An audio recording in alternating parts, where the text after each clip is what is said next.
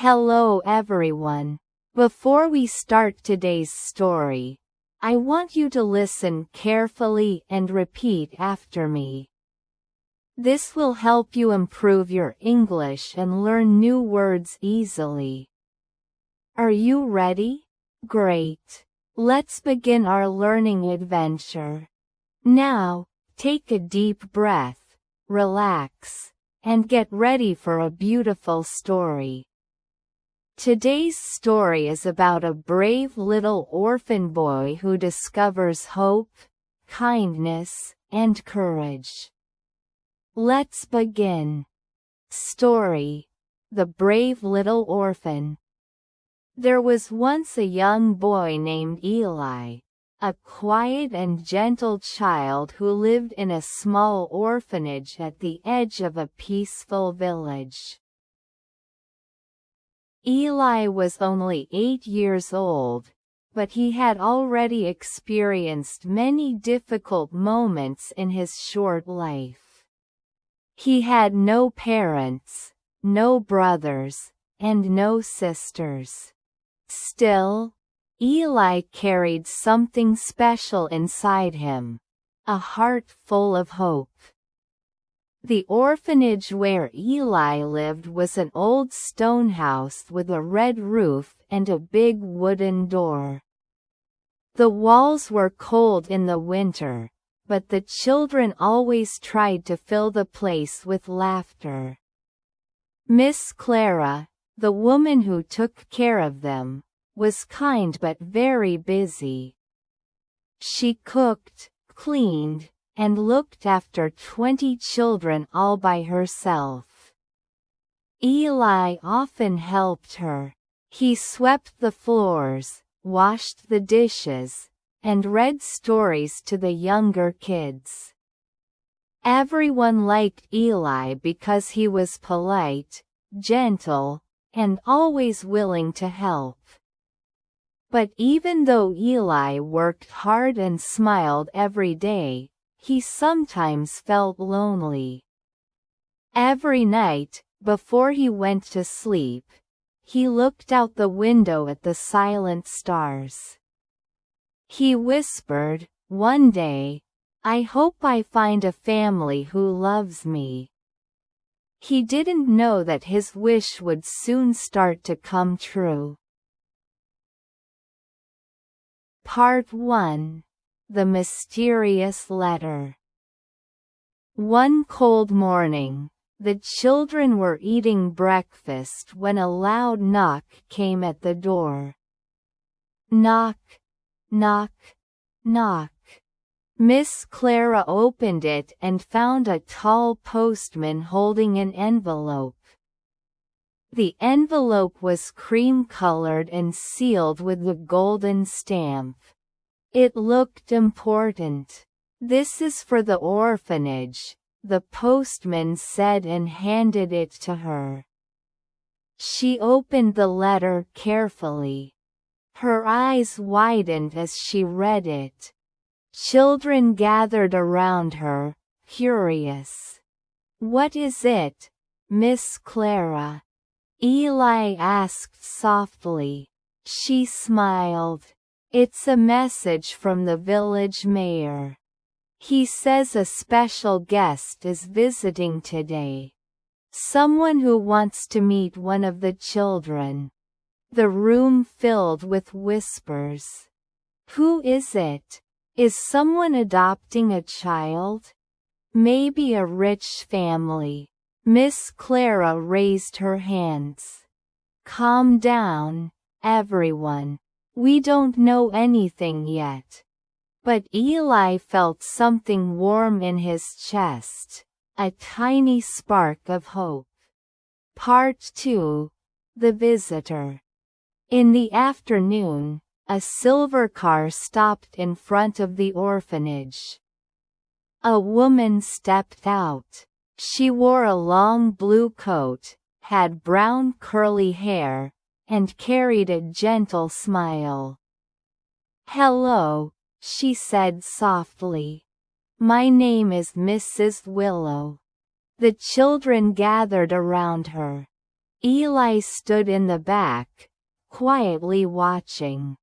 Mrs. Willow looked at each child with kindness, but when her eyes reached Eli, she paused. Her smile grew warmer. "May I speak with this boy?" she asked Miss Clara, pointing to Eli. Eli froze. "Me?" he whispered. "Yes, you," she said with a nod. They sat together in the small garden. The wind was cool, and the sound of birds filled the air. "What's your name?" she asked. "Eli." "That's a beautiful name," she said. "Do you like stories, Eli?" His eyes lit up. "I love stories. I read them to the younger kids." She leaned closer. "I love stories too. But I'm also looking for a child who is brave, kind, and full of hope. Someone who can fill my home with warmth again." Eli's heart beat fast. "Why are you looking for a child like that?" Mrs. Willow sighed softly. "Because I lost my own son 5 years ago, and my house has been silent ever since." Eli felt a deep ache in his chest. "I'm sorry." She smiled gently. "Thank you, Eli. But I believe it's time for me to open my heart again. And when I saw you, I felt something special. I would like to know you better." Eli couldn't speak. His throat felt tight. No adult had ever said something so kind to him. Part 3. A Day of Hope. Mrs. Willow stayed for hours. She watched Eli draw pictures with crayons, play with the younger children, and even help Miss Clara prepare dinner. Every moment made her more certain. Before she left, she knelt beside Eli. "Would you like to visit my home tomorrow? Just for a day. We can read books, eat together, and take a walk by the river." Eli felt joy bursting inside him. "Yes, I would love that." Miss Clara's eyes shined with tears. "This could be the beginning of something beautiful," she whispered. Part 4. The Visit. The next day, Mrs. Willow picked Eli up early in the morning. Her car smelled like fresh flowers, and gentle music played in the background. When they arrived, Eli's eyes grew wide. Her house was warm and bright, a wooden cottage painted in soft yellow. The garden was full of roses and colorful butterflies. Inside, everything felt peaceful.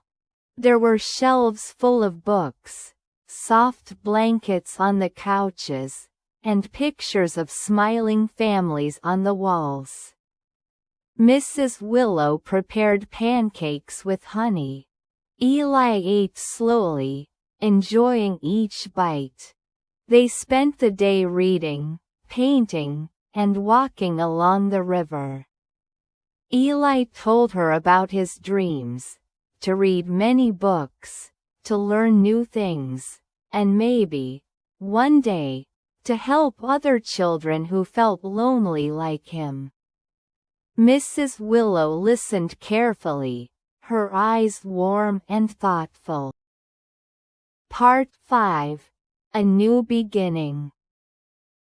When the sun began to set, Mrs. Willow took a deep breath. "Eli," she said softly, "I want to ask you something important." Eli looked up with wide eyes. "Would you like to live with me? Not just for today, but forever. I would love to be your family, if you want that too." Eli froze. His heart raced. Tears filled his eyes. Do you really want me?" he whispered. She gently held his hands. "Yes, Eli. I want you. You are brave, kind, and full of light. My home needs your laughter, and my heart needs your warmth." Eli burst into tears and hugged her tightly. "I want to live with you. I want to be your son." Mrs. Willow wrapped her arms around him. "Then from today on, you are not alone. You are my family." Ending. A home of love. That night, Eli returned to the orphanage to pack his things. The children hugged him, and Miss Clara kissed his forehead. "You deserve happiness, Eli," she said. "Go and shine." Eli moved into Mrs. Willow's home the next day. The house was no longer silent. Every room echoed with laughter, stories, and warmth. And for the first time in his life, Eli had what he always dreamed of: a home, a family, and a future full of love.